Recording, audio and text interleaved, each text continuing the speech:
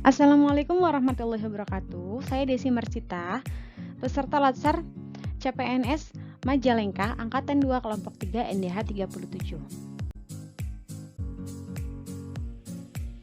Badan Kepegawaian dan Pengembangan Sumber Daya Manusia dengan jabatan formasi analis kompetensi. Saya akan menjelaskan visi misi, struktur organisasi, layanan, dan tugas dan fungsi analis kompetensi.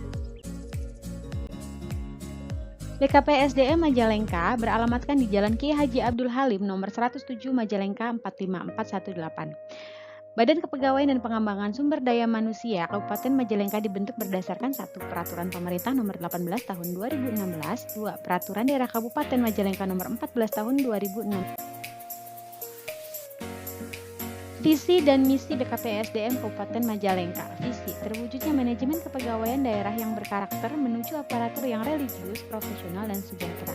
Misi, 1. Menyelenggarakan manajemen kepegawaian yang bersih, terbuka, bergerak atau dinamis, dan terpercaya atau akuntabel. 2. Mewujudkan aparatur pemerintah daerah yang religius dan profesional. 3. Meningkatkan kesejahteraan aparatur pemerintah daerah. Moto dan janji layanan. Moto, prima berkarya mewujudkan PNS sejahtera, yaitu semangat, jujur, adil, hasil kerja optimal, terbuka, dan rasional.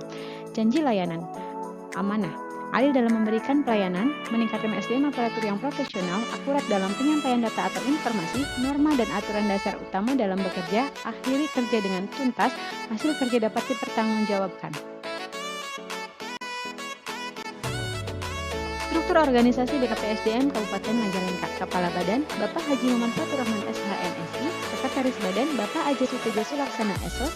Subbagian Umum dan Kepegawaian Ibu Cucu Rosmiati SE. Subbagian Keuangan Ibu Nina Herliana SIP. Di bawahnya ada Kepala Bidang Pengembangan Sumber Daya Manusia Ibu Meli Oktaviani SE, Kepala Bidang Pengadaan Pemberhentian dan Informasi Ibu Hajah Istiqomatul Hidayah SSI, Kepala Bidang Penilaian Kinerja dan Kesejahteraan Bapak Anam Rahmat Wijaya SOS, Kepala Bidang Kepangkatan dan Pengembangan Karir Bapak Cecep Hasan SH. Pelayanan BKPSDM Majalengka. 1. Bidang pengadaan pemberhentian dan data informasi. 2. Bidang kepangkatan dan pengembangan karir. 3. Bidang pengembangan sumber daya manusia. 4. Bidang penilaian kinerja dan kesejahteraan. Formasi yang saya ambil termasuk ke dalam bidang kepangkatan dan pengembangan karir, termasuk ke dalam sub bidang pengembangan karir dengan jabatan analis kompetensi. Ikhtisar jabatan melakukan kegiatan analisis dan penelaah dalam rangka menyusun rekomendasi kebijakan di bidang pengembangan karir dan promosi aparatur. Uraian tugas analis kompetensi. 1. Mengumpulkan bahan-bahan perencanaan operasional sebidang pengembangan karir dan promosi aparatur sesuai dengan prosedur yang berlaku untuk keperluan penyelesaian pekerjaan. 2. Mempelajari, menganalisa, serta menelaah bahan-bahan perencanaan sesuai dengan objek kerja dalam bidangnya agar memperlancar pelaksanaan tugas. 3. Menyiapkan rencana dan mengumpulkan bahan pelaksanaan uji kompetensi atau asesmen pejabat, pimpinan tinggi pratama, administrasi, dan pejabat fungsional. 4. Menyiapkan rencana dan mengumpulkan bahan pelaksanaan talent pool. 5. Mengolah hasil asesmen, uji kompetensi, dan talent pool. 6. Menyiapkan bahan penyusunan profil, pemetaan, evaluasi kompetensi pegawai.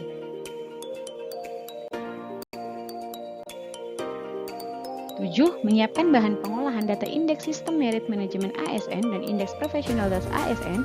8. Mengolah data usulan kebutuhan jabatan fungsional. 9. Menyusun konsep dan mengolah bahan rencana pengembangan karir pegawai. 10. Melaksanakan tugas kedinasan lain yang diperintahkan oleh pimpinan baik secara tertulis maupun lisan. Upaya memastikan kinerja pelaksanaan tugas menjadi lebih baik melalui SMART ASN. 1. Integritas dengan cara bertanggung jawab terhadap tugas pekerjaan sesuai SOP. 2. Profesionalisme dengan cara melaksanakan tugas sesuai kemampuan yang dimiliki sesuai tupoksi jabatan analis kompetensi.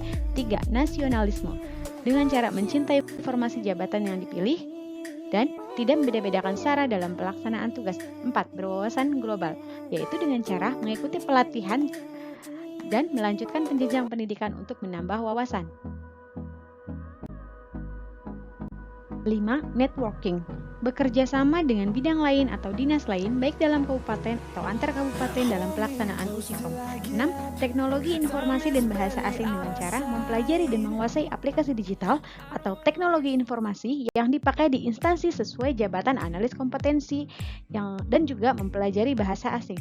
7. Hospitality dengan cara memberikan pelayanan terbaik kepada pengguna jasa pelayanan.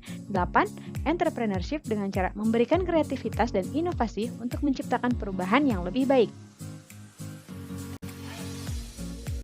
Yang kesembilan, pola pikir agile, yaitu sebagai seorang ASN yang bekerja di bidang analis kompetensi harus bisa mengidentifikasi masalah atau peluang dengan menindaklanjuti permasalahan tersebut secara singkat dan tepat.